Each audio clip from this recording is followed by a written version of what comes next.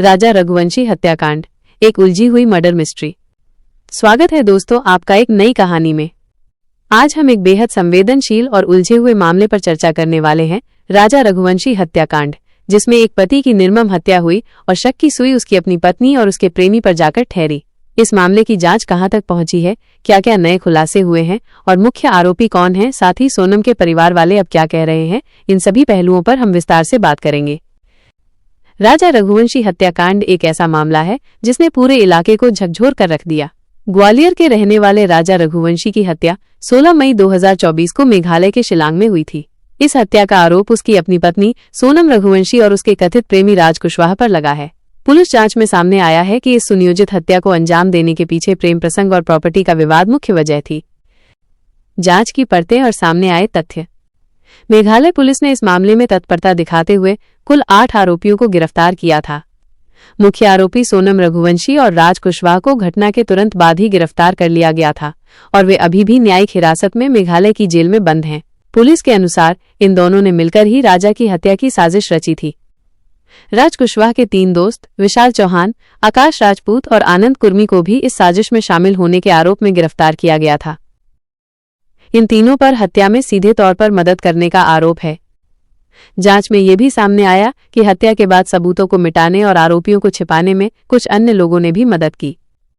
इनमें property dealer Shalom James, flat का मालिक लोकेंद्र सिंह तोमर और फ्लैट का सिक्योरिटी गार्ड बलवीर अहिरवार उर्फ बल्ला शामिल थे। शिलोम जेम्स पर तो मंगलसूत्र, बैग और पिस्टल जैसे अहम सबूतों को ठिकाने लगाने और बैग को जलाने का आरोप है। जमानत पर रिहाई और परिवार का आक्रोश। हाल ही में इस मामले में एक नया मोड़ तब आया जब लोकेंद्र सिंह तोमर, बलवीर अहिरवार और शिलोम जेम्स को कोर्ट से जमानत मिल गई। इस फैसले से राजा के परिवार में भारी निराशा और आक्रोश है। राजा के भाई विपिन रघुवंशी ने मीडिया के सामने खुलकर अपनी नाराजगी व्यक्त की है। उनका कहना है कि जिन लोगों ने सबूत मिटाने में मदद की, उन्हें जमानत मिलना पुलिस की ढीली जांच का नतीजा है। विपिन ने तो यहां तक कह दिया है कि अगर उन्हें न्याय नहीं मिला और राज व सोनम को भी जमानत मिल गई तो उनका पूरा परिवार सामूहिक आत्मदाह कर लेगा। सोनम के परिवार का बदलता रुख।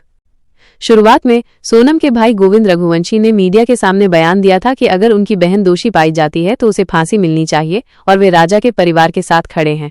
उन्होंने राजा के परिवार को सांत्वना भी दी थी।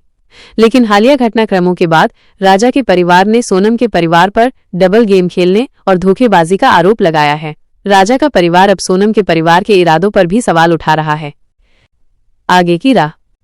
पुलिस के पास पर्याप्त डिजिटल सबूत हैं जो आरोपियों की घटनास्थल पर मौजूदगी और उनकी संलिप्तता को साबित करते हैं, भले ही प्रत्यक्ष गवाह कम हो। हालांकि कुछ आरोपियों को जमानत मिलने से ये मामला और भी पेचीदा हो गया है। राजा का परिवार लगातार न्याय की गुहार लगा रहा है और मेघालय पुलिस से निष्पक्ष जांच की मांग कर रहा है। इस मामले की अगली सुनवाई और बचे हुए आरोपियों के खिलाफ आने वाला फैसला ही बताएगा कि राजा रघुवंशी को कब न्याय मिल पाएगा।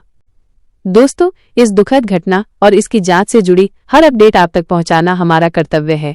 अगर आपको ये जानकारी महत्वपूर्ण लगी हो तो कृपया वीडियो को लाइक करें, अपने विचार कमेंट बॉक्स में साझा करें और हमारे चैनल को सब्सक्राइब करना न भूलें ताकि आप ऐसी और भी महत्वपूर्ण कहानियों से जुड़े रहें। आपका क्या कहना है इस पूरे मामले पर? क्या आपको लगता है कि राजा रघुवंशी को न्याय मिल पाएगा?